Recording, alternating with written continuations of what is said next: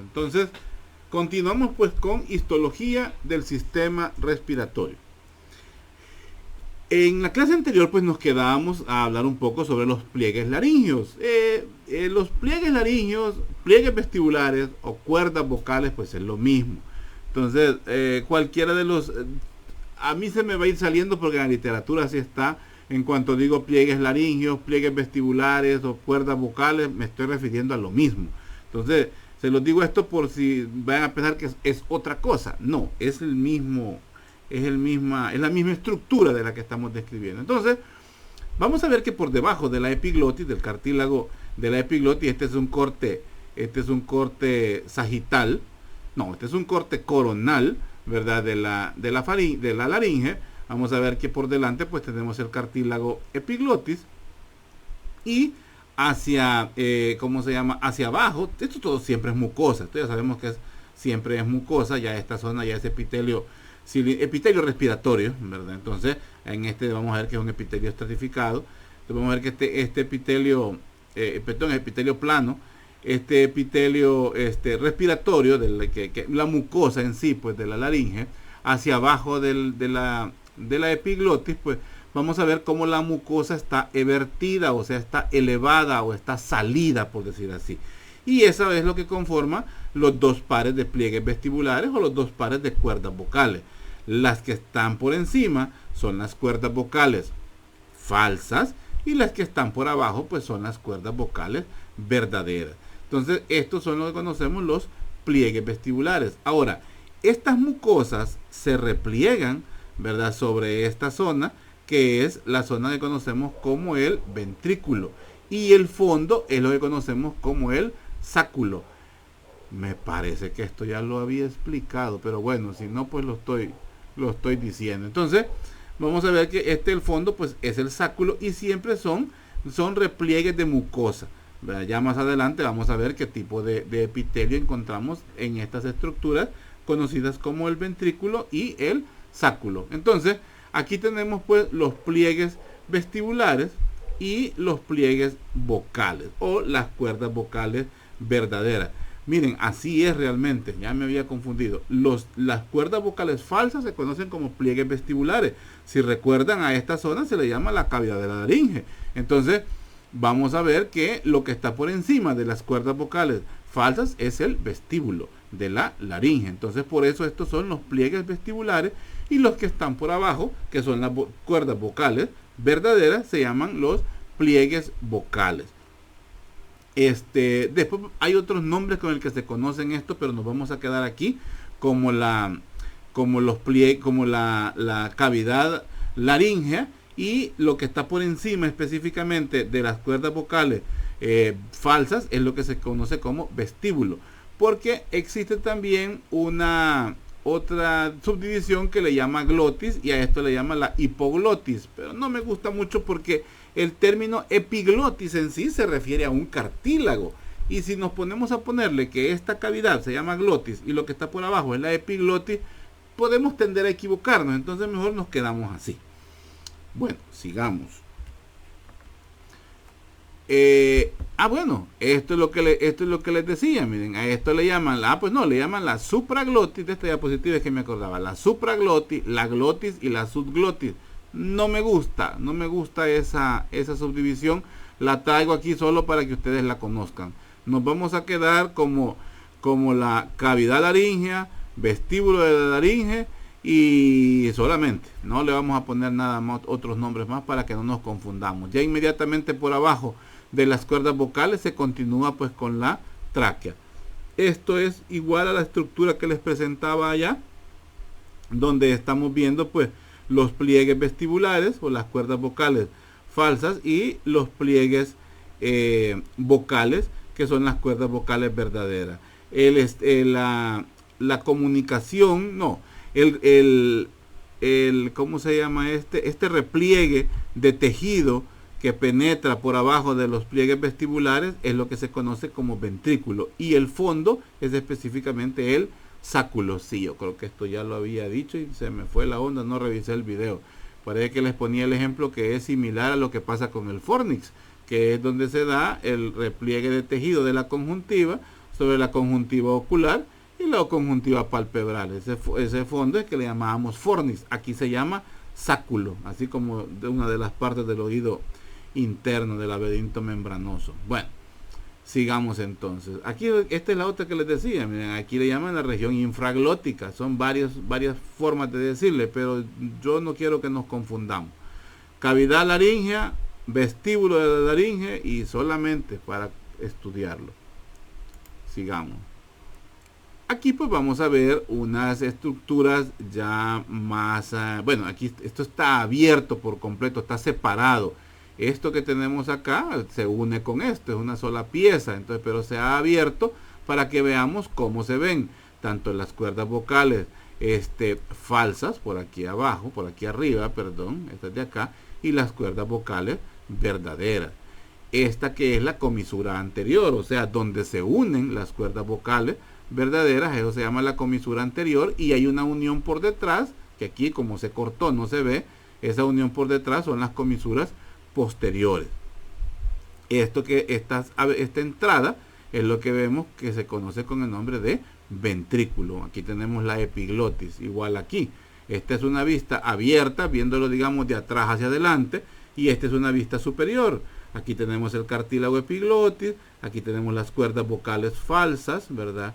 Estas son las cuerdas vocales verdaderas. Los ventrículos están hacia acá, o sea, aquí los vemos laterales, aquí lo vemos que fueran anteriores, pero no, realmente son laterales, y la comisura anterior. Entonces, esto como les decía es una región laríngea, pues que sea abierta, bueno, que está abierta, y vemos las estructuras de las que hablábamos, y aquí pues lo mismo.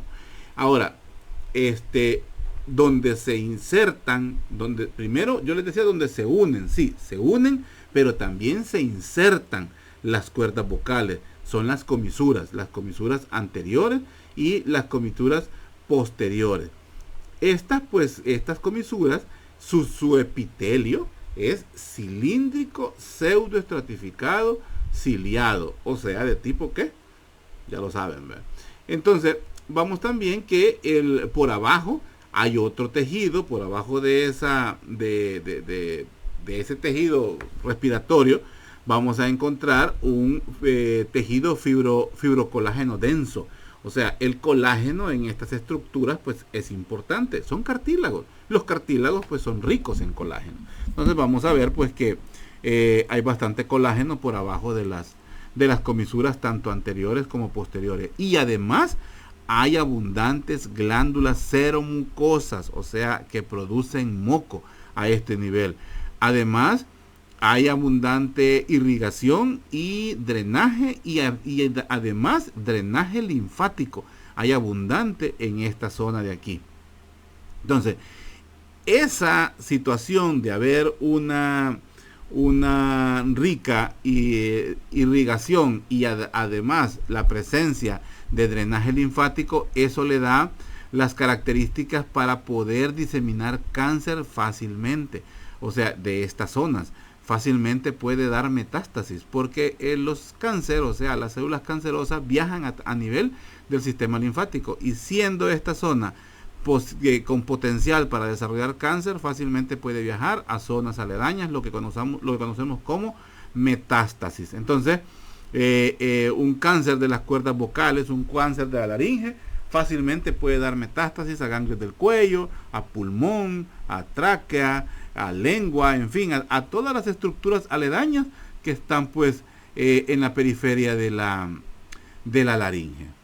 Sigamos. Esto ya son microfotografías donde estamos viendo, aquí tenemos la cuerda vocal falsa, aquí tenemos la cuerda vocal pues verdadera.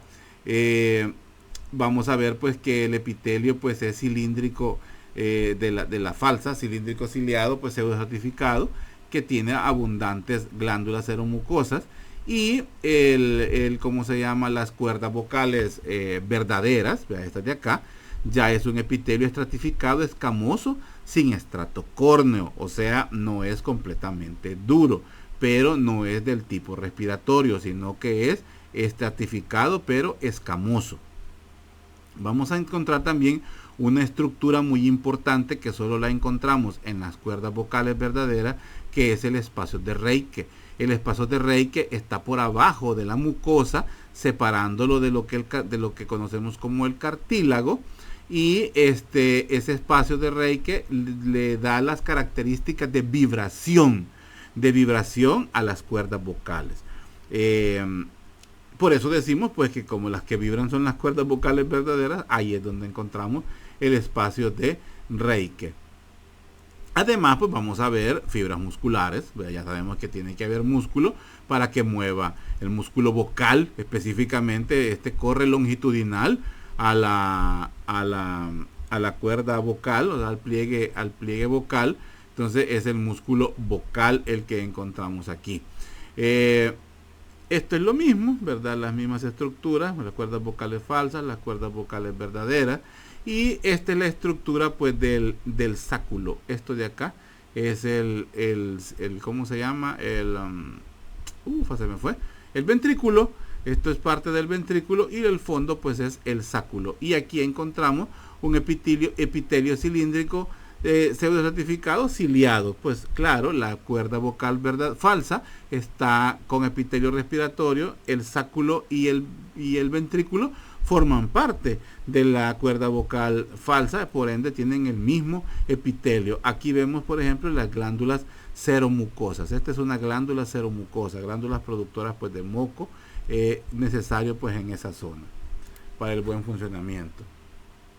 Ahora, decíamos pues que las cuerdas, estas son las cuerdas vocales verdaderas, perdón, las cuerdas vocales falsas primero, es el epitelio respiratorio por el cual están cubiertos, para que se identifique bien cómo se ve el epitelio y veamos la diferencia, cómo se ve la otra, ¿verdad? Del escamoso, que es propio de la cuerda vocal, pues, del epitelio plano, que encontramos en la cuerda vocal, pues, verdadera.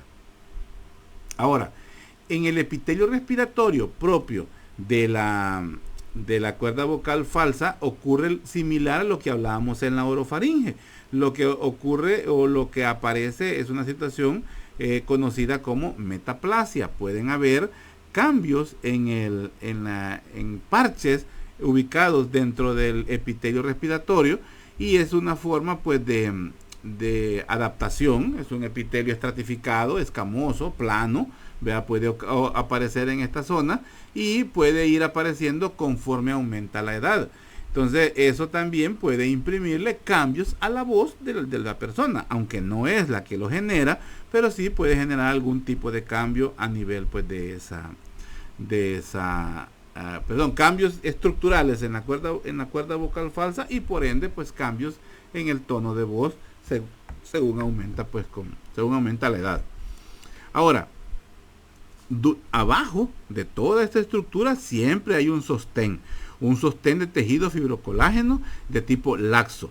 Tiene abundantes, ya lo hemos dicho, abundantes vasos sanguíneos, vasos linfáticos, glándulas seromucosas, las fibras del músculo, en este caso, cricoaritenoideo.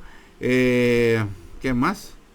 Bueno, se puede encontrar frecuentemente pequeñas cantidades, estos se tiene un nombre, islotes. Se pueden encontrar islotes de cartílago elástico, y también podemos encontrar en algunas ocasiones tejido adiposo, cierta grasa. Acuérdense que seromucoso también necesita un poquito de grasa o de un material oleoso, aceitoso, para que también pues funcionen muy bien, que no se peguen las cuerdas vocales y que deslicen una sobre otra.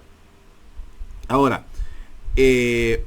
aunque la mayor cantidad de células de tejido adiposo que puede ir apareciendo, normalmente se encuentran pero bien pocas, pero pueden ir apareciendo más con la edad. Es otro de los cambios que pueden ir asociados con la edad en referencia a las cuerdas vocales tanto falsas como verdaderas.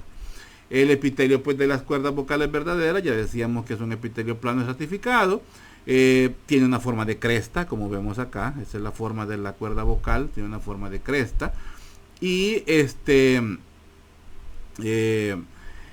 hay una situación permítame, ¿cómo era esto?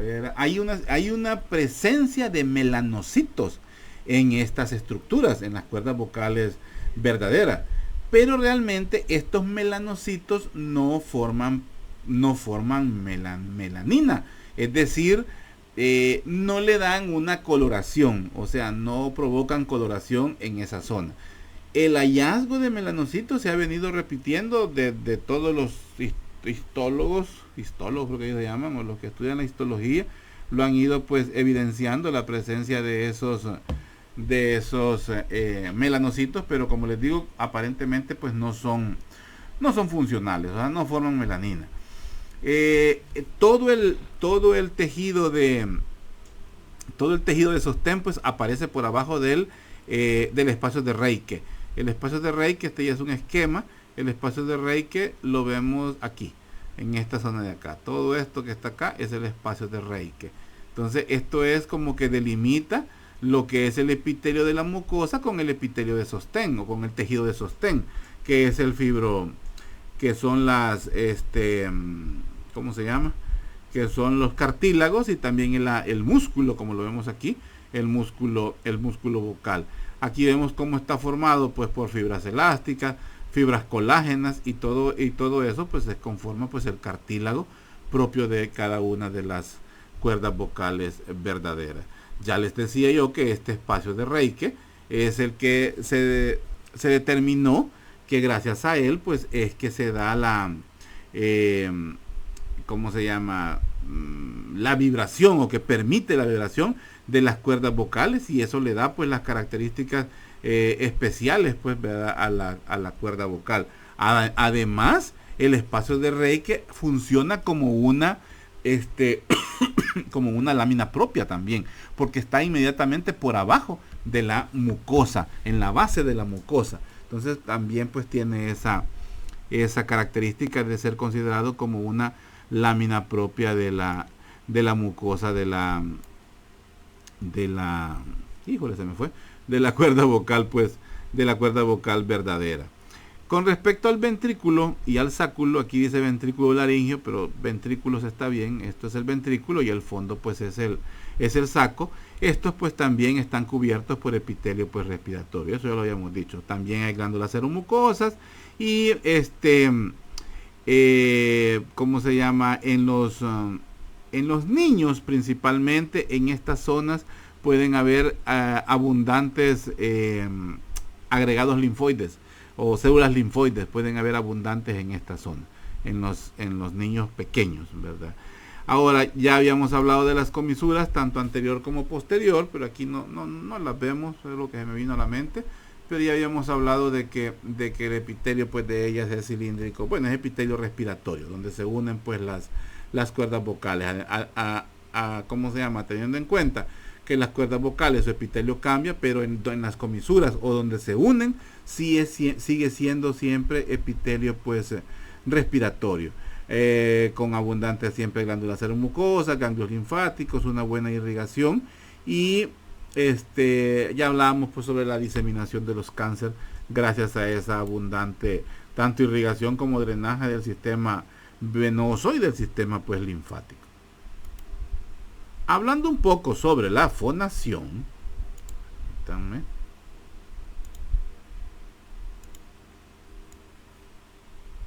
sobre la fonación, se me fue, aquí está. Sobre la fonación, pues ya habíamos hablado un poco sobre que la laringe pues es el encargado de hacer el ruido necesario pues para comunicarse. El aire que es expulsado con fuerza desde los pulmones, vea, cuando sale, pues sale a través de las cuerdas vocales, sale pues atravesando las estructuras, vea, conocidas como todas las estructuras laringeas, por ahí sale, y haciendo vibrar pues las cuerdas vocales verdaderas, y en cierta medida pues las cuerdas vocales falsas, ¿verdad? No que las hace vibrar, pero sí que pasa pues sobre ellas, y lógicamente le imprimen pues cambios en el tono de la voz de la persona. Tanto la separación, ¿verdad?, que hay entre ellas es lo que le da las características, ¿cómo se llama?, las características a la voz. esta función de acercarse o de alejarse, ya sabemos que está relacionado pues con los músculos intrínsecos de la laringe, específicamente el cricoarytenoideo, tanto posterior como los laterales, y eso pues son músculos voluntarios que se mueven pues según la necesidad de emitir la voz o de modular la voz o de emitir un sonido especial. Entonces también se involucra pues el músculo vocal. Según el paso forzado del aire es que le va haciendo o va condicionando la vibración pues de las cuerdas vocales, y por ende se va generando pues el sonido. La naturaleza y el tono del sonido va a depender de la velocidad de la vibración de la cuerda vocal. Además también va a depender de la tensión que se genere dentro de las mismas cuerdas vocales, y especialmente de la separación, o sea, del espacio que exista entre ellas. ¿Cómo se llama? La modificación, ¿verdad?, del sonido a través de las cuerdas vocales verdaderas, pues depende pues de varios factores.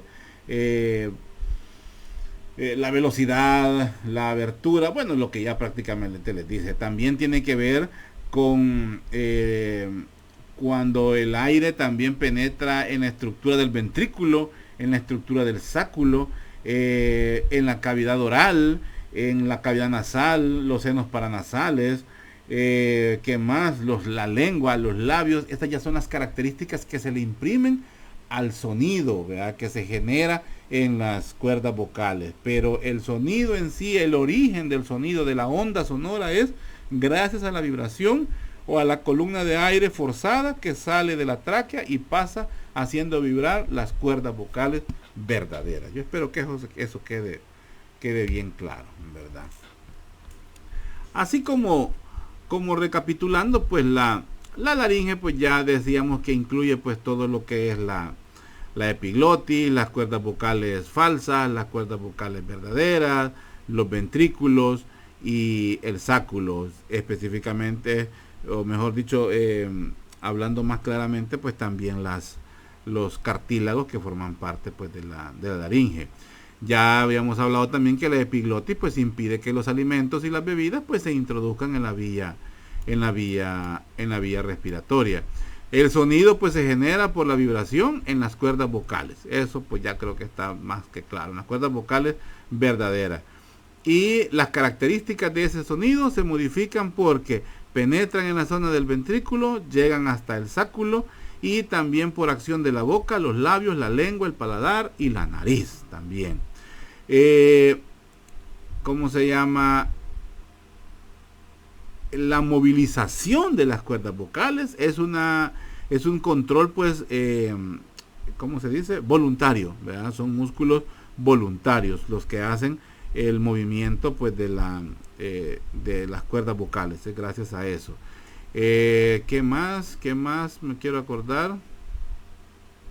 Bueno, solo las cuerdas vocales verdaderas y parte, las cuerdas vocales verdaderas, ¿verdad?, estas, y parte de la epiglotis están revestidas por epitelio estratificado escamoso. De ahí todas las demás tienen epitelio respiratorio. Bueno, aquí está el cuadrito para que entendamos eso, ¿verdad? Bueno, terminamos prácticamente con la laringe y vamos a pasar a hablar de la tráquea. Sí, pasamos a hablar de la tráquea. Permítanme un segundito. Bueno, hablando de la tráquea, vamos a decir pues que la tráquea pues se encuentra inmediatamente por abajo, ¿verdad?, de la laringe. Es la que conecta pues directamente la parte de la laringofaringe con la tráquea. O sea, quien lo une pues es la laringe, es la que une la laringofaringe con la tráquea. Entonces, por abajo de la laringe pues encontramos la estructura conocida como la tráquea, que está revestida, está tapizada por epitelio respiratorio o mucosa respiratoria, y además contiene una serie de anillos que están constituidos principalmente, que son específicamente pues cartílagos. los cartílagos de la tráquea. Todo ella pues se introduce ya directamente en la cavidad torácica, y pues ya sabemos a qué nivel se da esta bifurcación. Yo espero que se acuerden cuál es el nivel de ¿qué? A nivel pues del ángulo de Lewis, ¿verdad? Tenemos la bifurcación de la tráquea, que se divide pues en un bronquio derecho y en un bronquio izquierdo, bronquios principales, ¿verdad? Derecho e izquierdo, que son los que llegan o penetran pues a cada uno pues de los pulmones. Como vemos, pues la tráquea pues es una estructura, es un tubo. Aquí vemos un corte, aquí tenemos la tráquea y aquí tenemos el esófago. Entonces, para que tengamos una idea de cómo van adosados completamente, unidos por el músculo traqueal, ¿verdad? Se une pues al esófago directamente.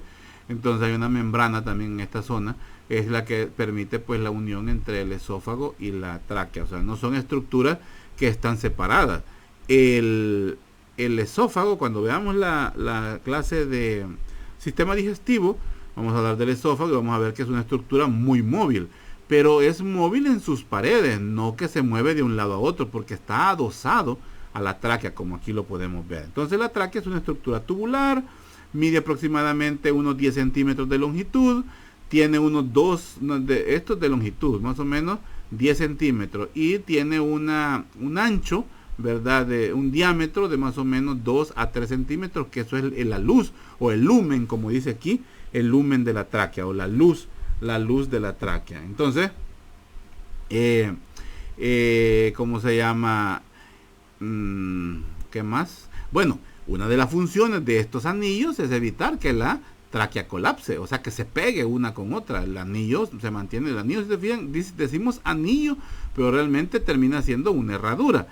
Ya osificado se ve como un anillo, pero es porque el músculo y parte de la estructura que está por abajo de la submucosa tiende a queratinizarse, ¿verdad? Entonces se ve como un anillo, pero realmente en el humano es una estructura completamente muscular la que se encuentra posterior. El cierre de los anillos es incompleto, tiene una forma pues de herradura. Entonces eso le evita que la tráquea pues se colapse.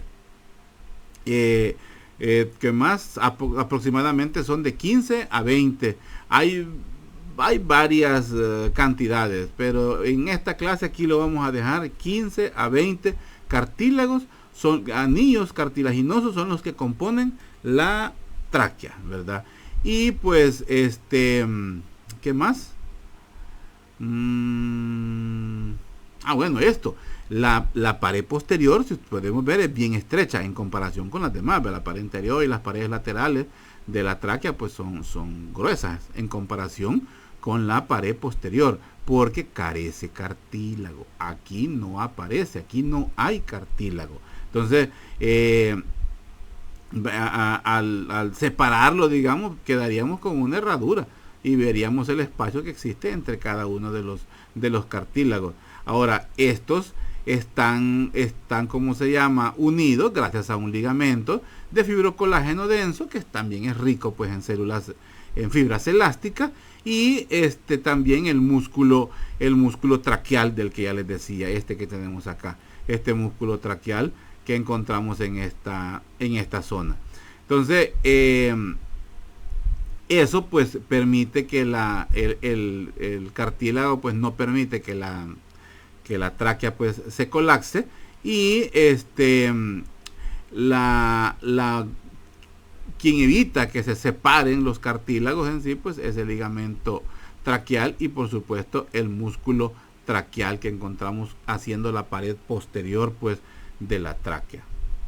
Creo que aquí viene este es un corte, una fotomicrografía, así se llaman esto, fotomicrografía. Esto es el cartílago, para que lo veamos mejor. Este es el cartílago, esto es el músculo traqueal que encontramos acá, por ende lo que encontramos acá pues es el esófago, estaría en esta zona, y esto es la mucosa, ¿verdad? De la mucosa respiratoria o el epitelio respiratorio que encontramos en la luz de la tráquea. El ligamento, que es todo que encontramos acá, es el que mantiene unido junto con el músculo los anillos o los bordes del anillo cartilaginoso, ¿verdad? De los anillos de la tráquea. Algo muy importante también de resaltar es que encontramos muchas células seromucosas, ¿verdad? Ya sabemos que es tejido respiratorio y una de sus características es que haya seromucosas. Estas que vemos acá también, aquí las están en aumento, aquí tenemos, son las glándulas seromucosas, estas que vemos acá. Estas están específicamente en toda esta zona que es la submucosa, porque esta es la mucosa, o esto es el epitelio respiratorio, este del que estamos hablando aquí, epitelio cilíndrico ciliado, pseudo ratificado con células caliciformes, ¿verdad? Las glándulas que más hay en esta zona, aquí este es un corte, aquí este es el cartílago. Esto que estamos viendo aquí es el cartílago, o sea, como que hiciéramos una sección de aquí. Entonces, esto que vemos acá, pues es el cartílago. Y todas las estructuras, pues descansan sobre el cartílago. ¿Qué más podemos hablar de acá? Bueno, que ¿cómo se llama? Las glándulas, esto sí es importante. Este corte, en esta foto no lo dice, pero la mayor cantidad de glándulas seromucosas es en la zona donde no hay cartílago, o sea, en la zona posterior. En esta zona es donde se encuentran más las células seromucosas. Ojo, pregunta de examen. Ahora, por ejemplo, si nos acordamos del epitelio, creo que había puesto una diapositiva para recordar, sí. Esto es para recordar el epitelio cilíndrico ciliado, pseudo ratificado, los diferentes tipos de células, las caliciformes que morman moco, las ciliadas que son las de los pelitos, de los villi, ¿verdad? Las células neuroendocrinas, ¿verdad? Que están asociadas al sistema inmunológico, las células basales que pueden ser células madres en cualquier momento y las células en borde de cepillo. Esto es el epitelio cilíndrico ciliado, pseudo ratificado, para que nos acordemos. Quiero volver donde estábamos acá, aquí, correcto. Entonces, en situaciones de patologías, ¿verdad? Ya una bronquitis, que ya es a nivel del bronquio y que puede también, tiene una afección sobre la tráquea. Entonces, la función de los pelitos de las células ciliadas, o de los cilios de las células ciliadas, era transportar el moco y hacerlo descender. Las bronquitis, la inflamación de toda esta mucosa, permite o provoca, mejor dicho, que esa función no se genere y por ende se dan los acúmulos de flema a diferentes niveles y eso es lo que provoca la broncoconstricción, el taponamiento de los bronquios y por ende puede llegar a causar la muerte en un paciente, más que todo en las porciones distales. Entonces, eso es lo que pasa cuando se inflama la mucosa. La mucosa se inflama en respuesta a una infección. Entonces, además, las mismas ¿cómo se llama? Secreciones que se producen siempre van a ser deglutidas, no van a ser deglutidas porque la idea es sacarlas a que se traguen, ¿verdad? Por ejemplo, en la cavidad nasal lo que hace es sacarlas, o sea, hacerlas hacia atrás y que se emboquen en la faringe y que desemboquen en el estómago para que sean deglutidas, tragadas. Y a nivel respiratorio, estas tienen el sentido contrario, estas lo van sacando hacia arriba, lo van empujando hacia arriba para también llegar a la laringofaringe y que sea deglutido. Pero en condiciones de enfermedad eso no se produce. Entonces se van acumulando y en lugar de subir, descienden y pueden llegar a provocar una bronconeumonía, o sea, una infección a nivel del bronquio y por ende en los pulmones. Y desencadenar una neumonía lobar que podría comprometer la salud o la integridad física del paciente. Pues lo mismo, vea, para entenderlo, el cartílago, como vemos el cartílago en esta zona, todo esto es cartílago de la laringe. Esta es la membrana fibroelástica, parte de la fibra que lo mantiene unido. El músculo, vea el músculo traqueal que encontramos en esta zona. Todo esto es la luz de la tráquea. Esto que encontramos posterior pues es el esófago. Y lo mismo aquí. la mucosa, que es donde encontramos todo el epitelio, la submucosa, que es donde encontramos las glándulas seromucosas, y el cartílago, y por ende pues el tejido óseo que se encuentra pues aledaño. Sigamos, permítanme.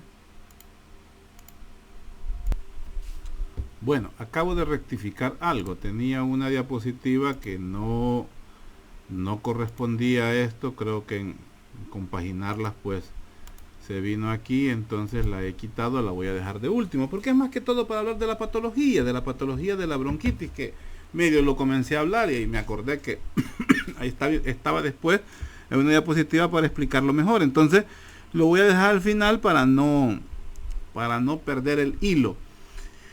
Bueno, hablando entonces de los bronquios, ¿verdad? Que ya hablábamos que la tráquea, pues al final pues de la tráquea tenemos un cartílago único que se llama carina, que va con C, y este es donde se bifurca, ¿verdad? Donde se hacen dos, un bronquio derecho, principal derecho, y un bronquio principal izquierdo.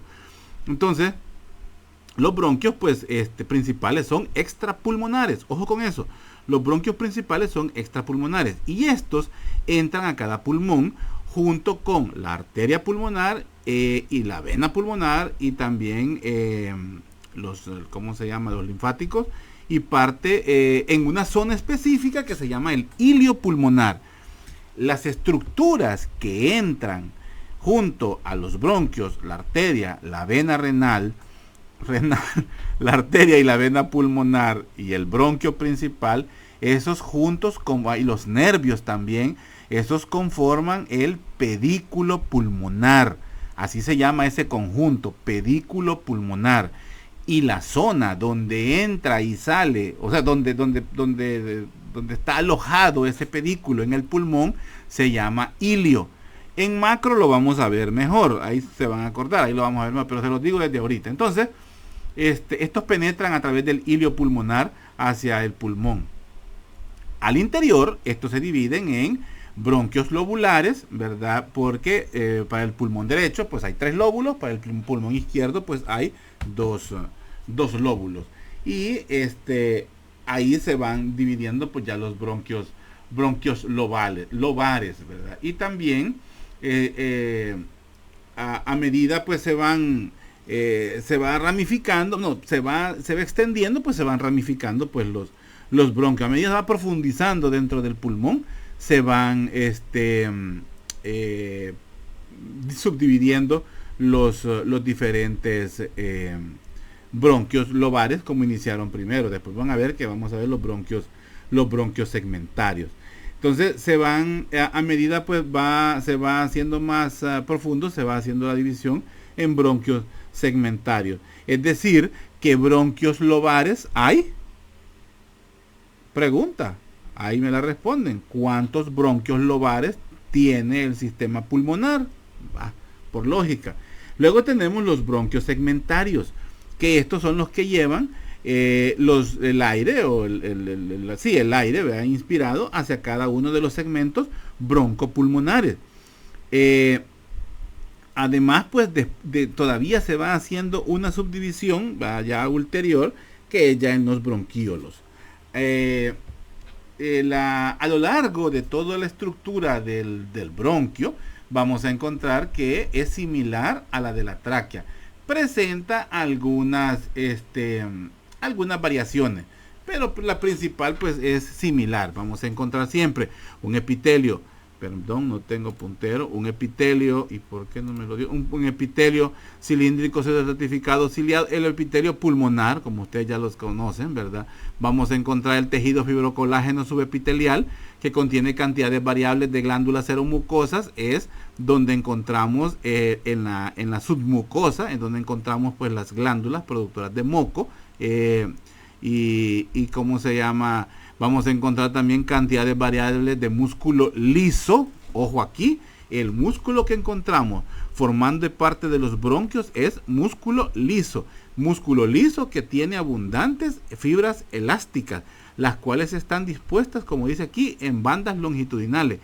Esta es una descripción similar a la de la tráquea.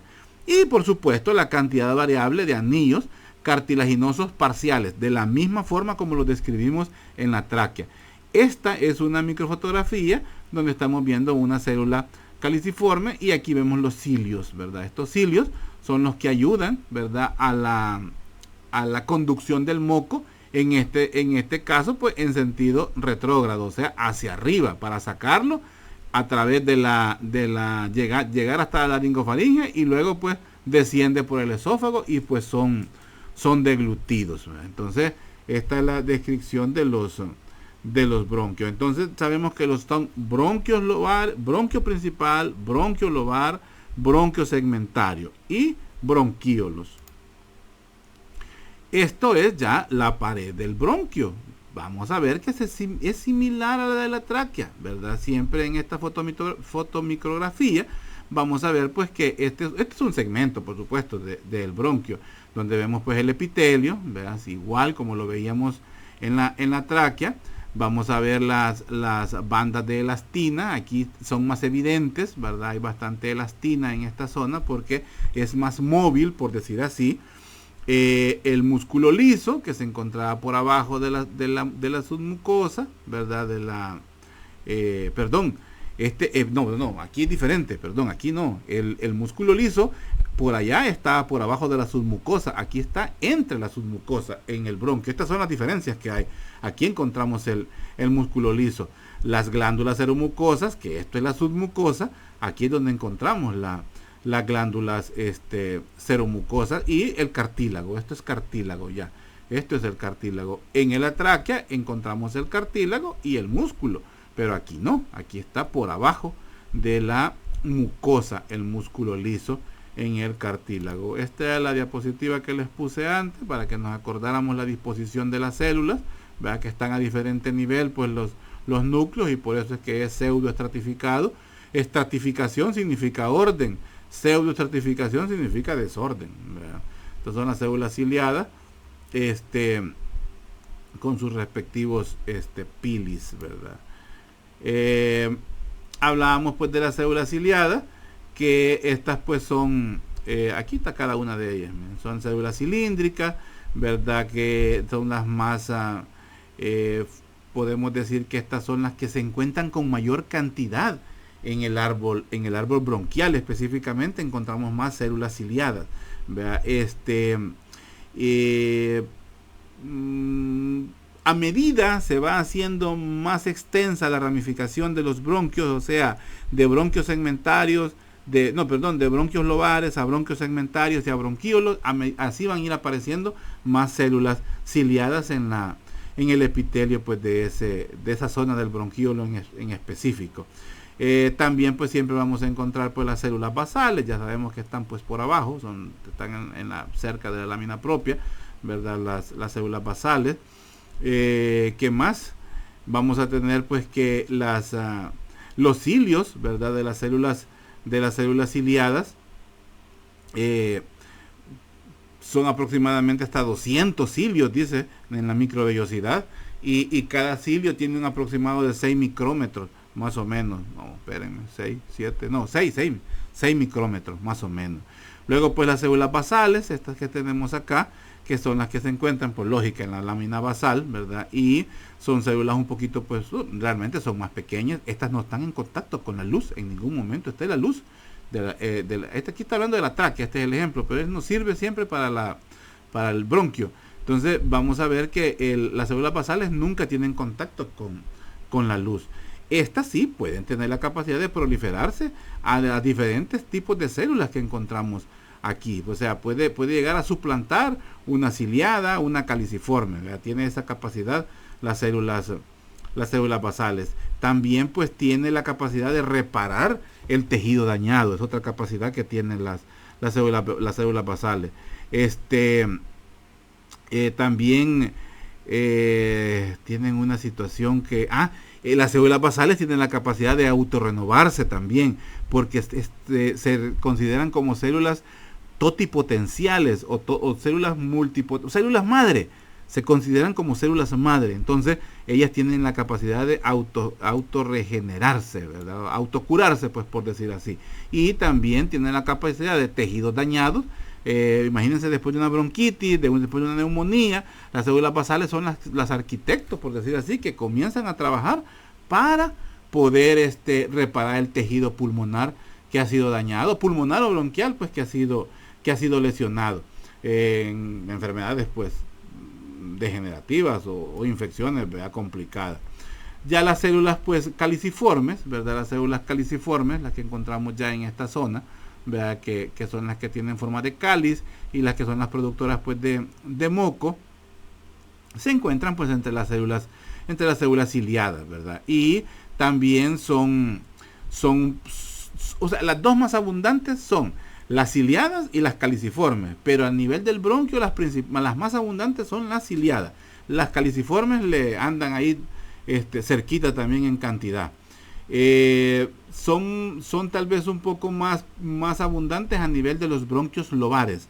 Las células caliciformes son más abundantes a nivel de los bronquios lobares, pero ellas son las encargadas o son las que predisponen a la excesiva producción de moco en las enfermedades respiratorias que afectan pues al paciente. Las células caliciformes son las que aumentan pues su producción de moco. En algunas enfermedades respiratorias crónicas las enfermedades respiratorias crónicas pueden generar el aumento de células caliciformes.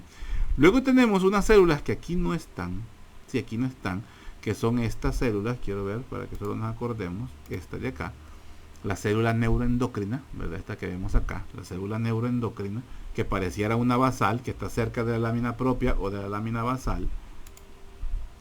Esas pues, las células neuroendocrinas pues son pequeñas, son redondas, y estas pues están dispersas a lo largo de todo el árbol traqueobronquial, porque son más numerosas al final de los bronquios, o sea, a nivel de los bronquios segmentarios y ya casi de los bronquíolos. Ahí encontramos más las células neuroendocrinas, porque son las defensas. O sea, si se recuerdan, cuando hablábamos de células neuroendocrinas a nivel de la cavidad nasal, ellas tienen capacidad de generar defensas, son generadoras de inmunoglobulina. Entonces, son una vía de defensa específica para esos tejidos. Ahora, ellas además pues segregan hormonas, segregan péptidos activos, hasta serotonina, calcitonina, no me acuerdo qué más. Pero, otra cosa muy importante, en todo el sistema traqueobronquial son abundantes, pero en el feto. Allá con la edad son más abundantes en las partes terminales de los bronquios, para que tengamos eso. Entonces, también en el feto son también encargados de generar factores de crecimiento, que son los implicados en el desarrollo pulmonar. No en el factor surfactante, que esa es otra cosa, sino que esto es en el crecimiento específico del tejido pulmonar, no en el funcionamiento, porque hay otra cosa que se llama factor surfactante, que lo vamos a platicar más adelante. Sigamos. Quiero ver, permítanme, quiero ver cómo estoy con el tiempo. No me gusta ya pasarme más de 40 minutos. Quiero ver, tenemos 52. Bueno, me voy a quedar hasta aquí con esta parte de la clase para seguir pues con el epitelio. Ya vamos a hablar más específico sobre el epitelio pues del árbol traqueobronquial. Bueno, ya específicamente estamos ya en el árbol bronquial. Entonces, me quedo hasta aquí, jóvenes.